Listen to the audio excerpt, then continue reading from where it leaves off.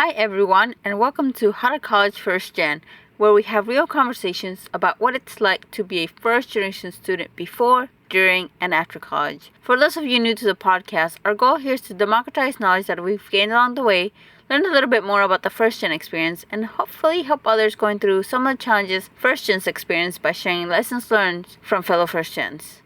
I am Luz, one of the podcast co-hosts and a first generation student myself. Today we are talking about employee resource groups or ERGs with my guest Navea. Employee resource groups are a great way to connect with similar individuals within your organizations, develop a sense of belonging and community, and even work on your leadership and soft skills. Well, how do they work? What considerations do you need to make if you're thinking of starting one within your organization? And is being in them really worth it at the end of the day? Tune in as we chat about these questions and find out.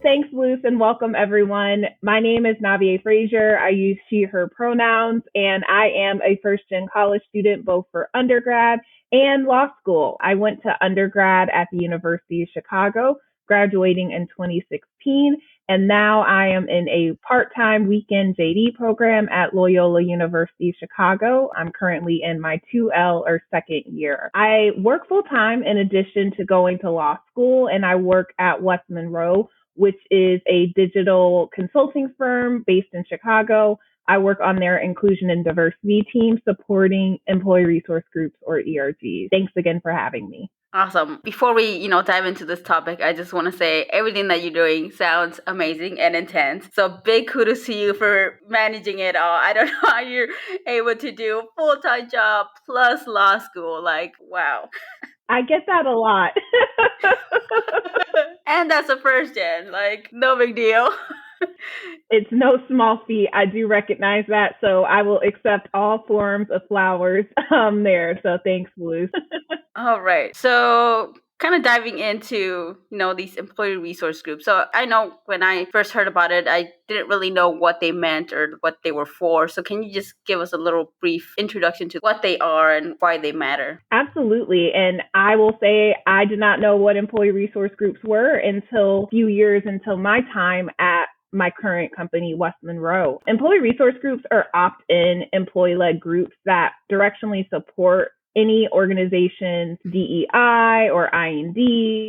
ERGs drive their own events and initiatives from their community-specific lens. So in thinking about it compared to what students may be experiencing, it's similar to a student affinity group that you may see on your campus. ERGs are really founded to promote community and belonging for underrepresented folks. The first ERG was founded at Xerox as a response to the Civil Rights Act. With the Civil Rights Act, people of underrepresented backgrounds, such as Black employees, were able to join the workforce without fear of being discriminated against in the job application process. But they learned as soon as they were actually in these workplaces that they didn't feel like they belonged. They didn't feel like there was an active effort to help them, navigate the workplace. And ultimately, they didn't feel like it was a place for them to stay. So at Xerox, there was a Black employee group that was founded as an ERG to support those things and help those employees understand, how am I navigating this organization and how am I joining together with similar folks who may be going through those same experiences as me. So ERGs really help with bringing employees together through their shared identities or a mission-based interest. They support employees through community and professional development efforts, and they help raise awareness within an organization about the issues and lived experiences of those employees and advocating for those employees as well. So ERGs really are that space to help elevate and make folks feel like they have a place within an organization, even if it may be their first time navigating it. Cool. That's a really interesting background. So you mentioned that you were introduced to them at West Monroe. So how exactly did that come about? Were they already there when you got there and you were just like, let me go ahead and join this and see what it's all about? Or was it something that you had to start? Tell us a little bit about that. A little bit of column A and a little bit of column B. So when I started at West Monroe in 2017, there was one group, which was an informal group called our Women's Leadership. And it was a community group where all folks who were women employees could join together. They had a lot of community building type events. They had some professional development type events, such as a mentorship program, but it was something that it wasn't a formalized ERG at that time. It actually didn't become formalized as an ERG until later that year in 2017. I, as a Black woman, was involved in our women's committee or WLN, but I also was looking for a space for Black employees as well. Just bearing in mind the difference in experiences for women of color in the workplace. I was really seeking some community from my Black peers to understand how they navigated the corporate world and their career experience. So we really started out with having an informal group that wasn't an ERG. And we had our own group chat where we would talk and we would just talk about different things, make jokes about, the ways that we navigate the workplace. And we would hang out as well. And we would give each other career advice, but it wasn't a formalized group, an ERG, until 2020, where I helped to co-found and co-lead our Black Employee Network, or BEN ERG. So it definitely was something where I didn't really know much about ERG starting out, and we kind of created an ERG in spirit beforehand, and then we were able to have it formalized, and that's been really great to have that formalized group. That's really interesting because that's where I am now at my company. We also have somewhat of an official women's group. So for you, the women's committee, did that become its own ERG, or did you use that as kind of a foundation to then just do the one for Black employees? Yeah, absolutely. So the women's committee did become a formalized ERG. It is now the Women's Leadership Network. And at West Monroe, we currently have 7 ERGs. So we've grown from 1 with the Women's Leadership Network, and our WM Pride ERG, which focuses on advancing LGBTQ plus employees, and now we have 7. So BEN was the 3rd. With our Black Employee Network, we have a PAN ERG, which is our Pan Asian network. We have Interfaith, which is our group which focuses on employees from different faith and religious backgrounds. Somos, which means we are in Spanish and Portuguese. So that focuses on our Hispanic and Latin American employees. The Veterans Committee, which focuses on our active duty and veteran employees as well. But yes, it's really great to have these different ERG communities. I think it really makes a huge impact on their employee experience of how they navigate the workplace. Yeah, I can imagine, because it's definitely nice to be able to have just a community where you can, like you said, just kind of hang out with, talk to, get some career advice and all that good stuff. So what would you say is the difference between at the unofficial level to now it being a full-blown ERG? One of the biggest differences is budget. So having a budget is very important for ERGs, being able to really use that resource to help further your interest on a larger scale, things such as being able to attend professional conferences that are focused on, Hispanic professionals. Our Somos ERG attended Alpha, which is a professional conference focused on Latin American and Hispanic professionals during the fall. So being able to have budget to support those types of things is always great. Budget to support community building events, such as having secret snowflake events and happy hours and all sorts of things. Those are all great parts of that building community, and having the budget to support that is so helpful, especially when we think that of things like wage gaps and all of those types of things, that sometimes that added burden is already an aggravated burden for underrepresented folks. So having a firm-wide budget to support it is a huge benefit from moving from the informal to informal. Just in general, the recognition from our organization that helps us advance having these firm-wide conversations as well. So we have 2 firm-wide events or town halls for all of our ERGs each year. And being able to take some of your stories and lived experiences and elevate that at a firm-wide level is really helpful for benefiting your career experience, because folks now know what is happening. People don't know what they don't know. And we talk about that for the first gen experience for sure, but when we think of our peers who maybe they don't know what it means to be a woman in the workplace, maybe they don't actively research those things. So being able to have these firm-wide events where you can share out, what are the things that kind of hinder my career growth and experience compared to my peers that are men is helpful. So, having that chance to make that firm-wide support and elevation of lived experiences is a really important part of ERGs. It's super key, that sharing part with people that wouldn't otherwise think about like what your experience is like. Because it's one thing to talk about it, with your own group who understands it, but then also sharing what comes out of those groups with the company wide and be like, oh, okay, like this is what we're noticing for like this group of people and how can we help them? So that makes a lot of sense. That's really cool. So what has been your experience as part of an ERG, and what do you think you have learned being in one that you maybe otherwise wouldn't have?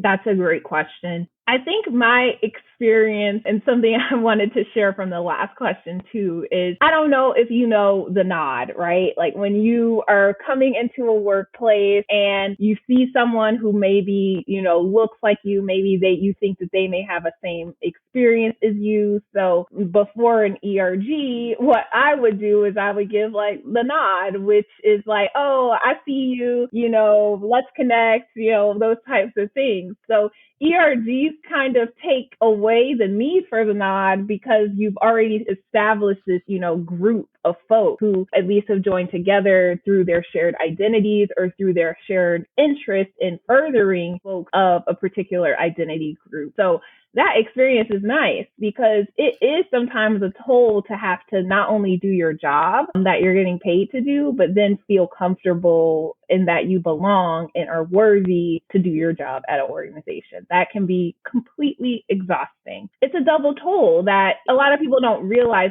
the amount of effort that is expended to just feel confident enough to even do the job that you've been hired to do. So being able to take away that kind of nod experience and have it aggregated within an ERG community has been really nice. I always know that I have a group of folks who I can go back to just learn more about, am I doing this right within my workplace? Just how is your day going? Talking about current events that happen that impact your experience in the workplace. Those are things that have really made my experience just awesome. I think what I've learned the most of is how much what happens outside of work impacts how I show up at work. Our ERG was founded for the Black Employee Network in February of 2020. And as we know, what happened with 2020 with the pandemic and then with a lot of the racial injustice that occurred, resulting from the death and murder of George Floyd and Ahmaud Arbery and Breonna Taylor, that was a very hard time to be dealing with all of that and then still being expected to do your job. And so having an ERG that really was a space that you could join together to know like, hey, we are all experiencing this. We have this community to come together, and we also had a community to say, hey, we want to tell the rest of our peers what is going on and make this something that is outside of just the pain that we're experiencing within our smaller group was important. So seen that a lot with our other ERGs, with our Pan ERG through a lot of the Stop Asian Hate horrible events that occurred there. So it's been really nice to have these groups to just learn that it's okay to bring yourself to work, even if that is something that hinders the work that you do. Like, let's talk about like what that looks like and how we can best support each other. I'm really glad you guys had that at that time. And I love how well you've been able to put into words that experience, because I feel like I've had that experience where like when I first started working, I didn't feel like I immediately belonged, but had there been an ERG, there would be an immediate community that I could be a part of and that could ease me into the work transition, I guess. So I'm glad that is like a thing that people face. It's one thing to show up for work, as you said, and then also show up for work when all these other things are going on around you. So that's a really great place to discuss that and get it off your chest. Yeah, absolutely. And I know that not all organizations and workplaces have ERGs. So I would encourage for folks who, maybe it's a smaller organization and you're wondering, can we set up ERGs at my organization, to just think about ways to take those key pieces of ERGs and bring them within the workplace itself. I also encourage folks who come from historically underrepresented backgrounds who, when they enter the workplace, to join other types of professional organizations that focus on those identities. Again, groups such as Alpha focuses on, the Association of Professionals for, Hispanic and Latin American professionals. So joining groups like that is a really great way to tap into these networks, even if you're unable to do so within the workplace itself. So definitely encourage finding that community to help you navigate the workplace, whether it's within your organization as an ERG or if it's outside of your organization through other professional groups. Yeah, I think being part of these groups, whether in your company or outside of your company, definitely helps with just that sense of community. I know, especially for like first gens who might be the first in their family that are entering this corporate or professional world, and so I have no idea what to even expect. So for sure. So with that, how can these ERGs or similar type organizations and groups help with your career, and what benefits you think you could get out of them? I always say that running an ERG is like running a mini organization or an organization within an organization. So it really does help you with growing a large number of professional development skills that you would already develop in the workplace. But again, thinking of first gen folks who are historically underrepresented, typically we're not always tapped to run the project, or we're starting out at a lower career level than some of our peers, and our growth maybe isn't the same as our peers. So ERGs give you that chance to grow in those career development skills that maybe you don't have that chance to do so on your day job. You can do it within the ERG. So different skills that I've been able to grow is presentation skills, not only building presentations, but giving presentations, giving them to large groups, having those firm-wide town halls. We give presentations to hundreds and hundreds of employees.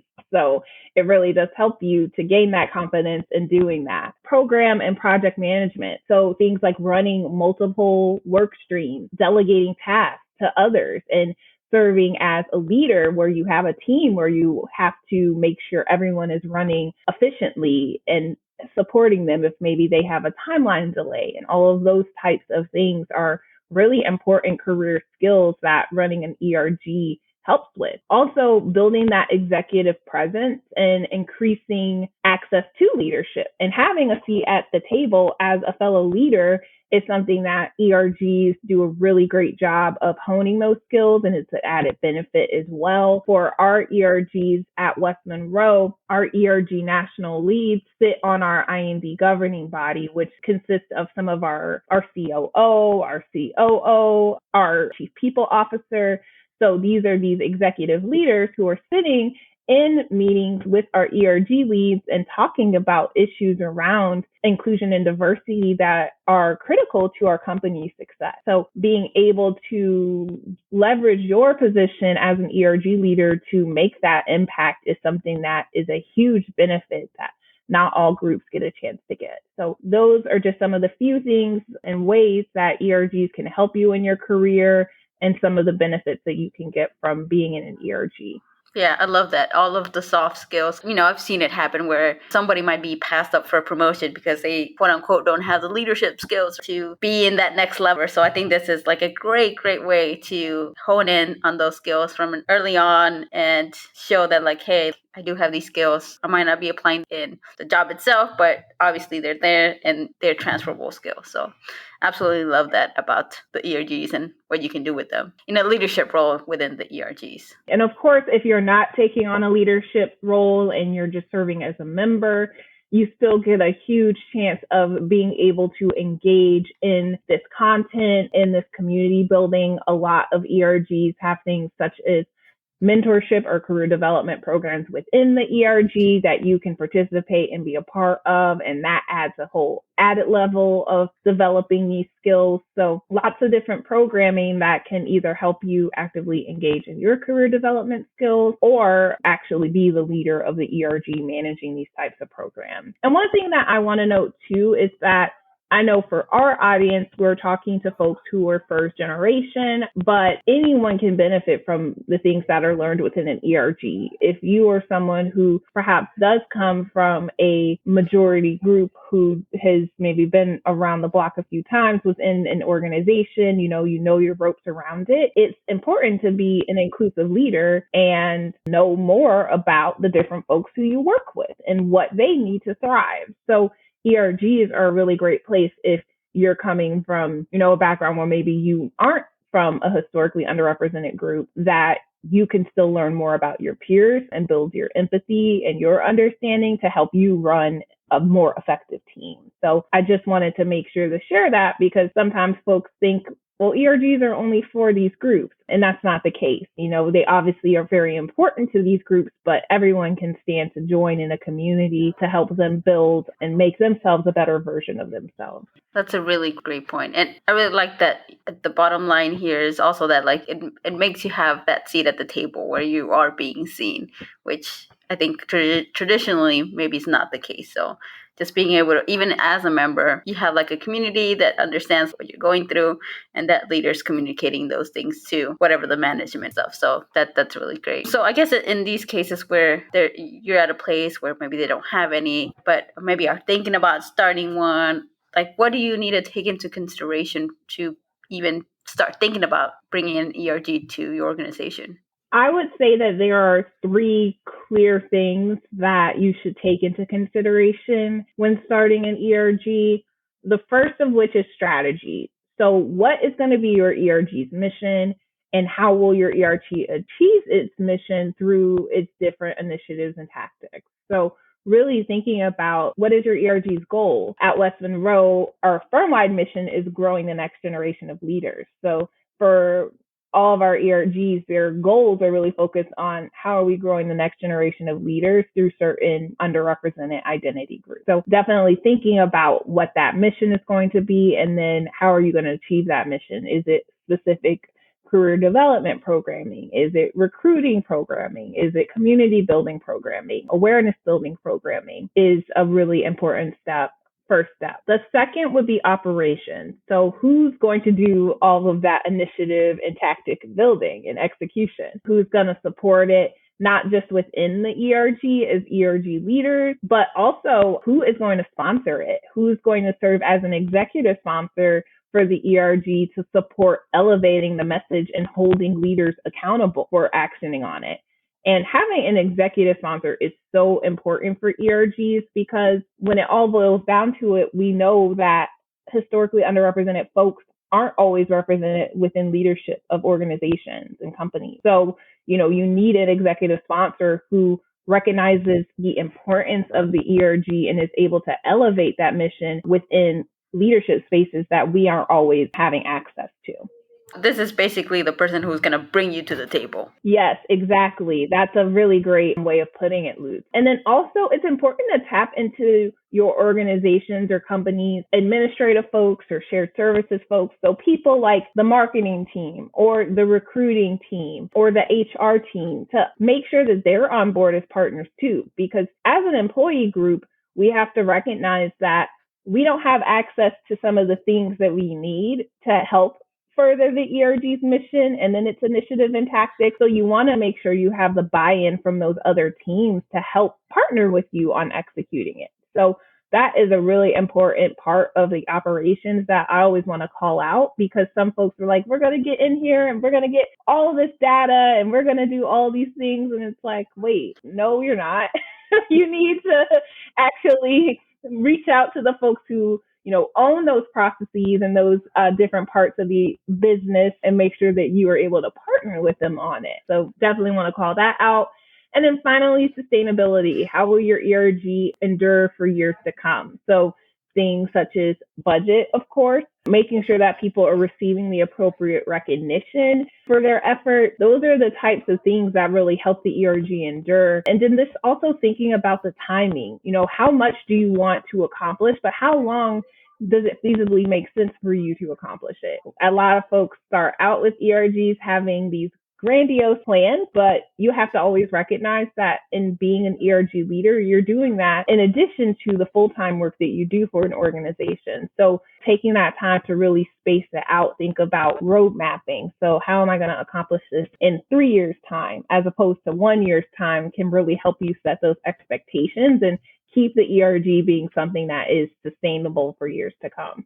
Gotcha. So going off of that particular bit a little bit more. So obviously you would be doing this on top of your regular job, but you wouldn't be paid for any of this extra work because you're just doing it for like the betterment of the community. Do I have that right? Or would that maybe depend? Yeah, it depends on the organization. So at West Monroe, we provide what is essentially professional credit towards folks who are involved in ERGs. So that professional credit helps them through their performance annual reviews at the end of the year to show and quantify the time spent towards these efforts as an ERG leader. So that isn't something that we give to a lot of the other areas that you can be involved in within our organization. So that's our way of really quantifying and giving credit towards folks who serve as active ERG leaders. Other organizations may pay for folks' efforts at being involved in an ERG. I definitely think that that is a great way to keep those ERGs sustainable because folks are able to, at the end of their individual bottom line, say, I am being rewarded for the work that I do. And it is important work. So there are a lot of different ways that you can, make those ERGs sustainable as someone who is supporting ERGs on the organizational side. And I definitely, if you are thinking of starting an ERG, would encourage you to talk with those folks to see, like, how can I get that recognition and reward for the work that I'm doing, because it benefits not just a single employee or a group of employees, but it benefits the entire organization. So with any other organizational strategy, we want to make sure it's an equitable way of showing that recognition and reward. My biggest concern was like, okay, if you're going to be running an ERG, you're doing this on top of your regular job. And if your job's already busy enough as it is, like what incentivizes you to even do it? Obviously, it's great to have like that community to like bond with. But if at the end of the day, you don't have the time to do it or, can't set aside time that you won't be recognized for, then like, why do it? Right. But yeah, I'm glad that there is some instances where you can get that or put that into effect where it can help you down the line or something. And that would be one of the big things that I would give as a tip for folks who are interested in starting ERGs is to make it an experience that works best for you and where you are with your career goals, with the time and bandwidth that you have. Running an ERG is a lot of work. I would never tell anyone otherwise. It's running a mini organization. So I definitely encourage folks when they're thinking of starting ERGs or getting involved as an ERG leader to take that time to think about, do I have the time to commit to this? Is it something that it makes sense within some of the skills that I want to develop in my career, some of the goals that I have within my career? And you always will get a benefit from being an ERG member, but we want to make sure that for at least at West Monroe, that when we tap folks or folks are interested in joining ERGs, that it ultimately supports the actual ERG's mission, which is growing those leaders. So we have to give them pause and think, well, this ERG's mission is growing you as a leader. Is this role going to help grow you as a leader? And so, there's always passion behind everyone who's, interested in getting involved in ERGs, but we want to make sure that, again, it's still helping you achieve your goals as an individual. Very well put. So my last question here is, so what would be some of these lessons learned and maybe just general tips that you would offer others about being in ERGs and what they can get from them and just, how they work in the workplace? The biggest tip and lesson learned I would give is to make sure to make your ERG experience what works best for you. We all know that our identities and our experiences are not monolithic, and that how I experience the workplace as a Black woman may be different how someone else experiences the workplace as a Black woman. And so being in an ERG, which are these identity-based in mission-based groups, you have to really think about what are you bringing to that ERG experience through your lived experiences, and what does it look like for the space that you occupy within that ERG? How are you contributing to conversations? Are you willing to listen to different perspectives that may be different from yours as well, or perspectives that may be the same as yours? And really having that empathetic listening and engagement within an ERG is really important. I also say when you're thinking of making the ERG experience what works best for you, considering what community is for you, what awareness is for you.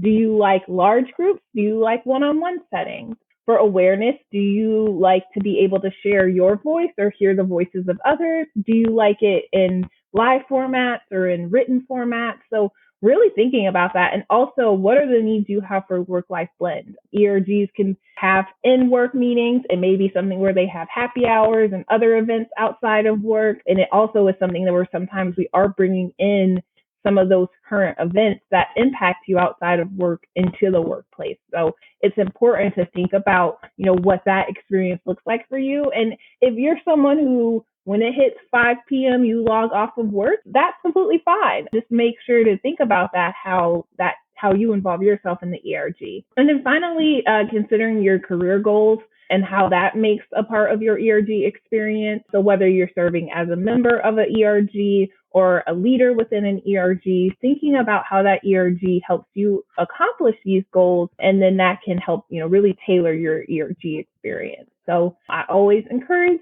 folks to join ERGs, to think of starting them, but it always is so important as with anything, to think about you and what is for the betterment for you.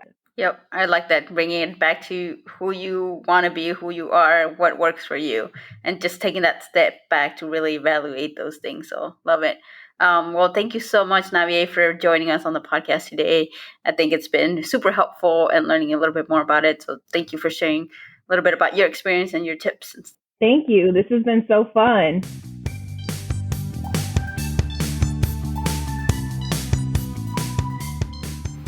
As you heard from Navea, employee resource groups can be of great benefit, whether you're starting out as a member and making sure your voice is being represented at the table, or if you're taking on a leadership role and both improving your own skill set while maintaining and advocating for your community. There's power in finding a place where you feel like you belong that can also help you learn how to navigate the workforce and your role in it. ERGs offer many benefits, so if you're considering starting one out, make sure you're thinking about strategy, operation, and sustainability, as Navea mentioned. If you have more questions or want to share your experience with this topic, reach out to us online at howtocollegefirstgen.org. If you prefer to reach us on social media, you can find us at howtocollegefirstgen on Instagram and Facebook, and HTC on Twitter. Thanks again to our guests, and thank you for tuning in today on How to College for First Gens. Remember, you are not alone in this journey. Until next time.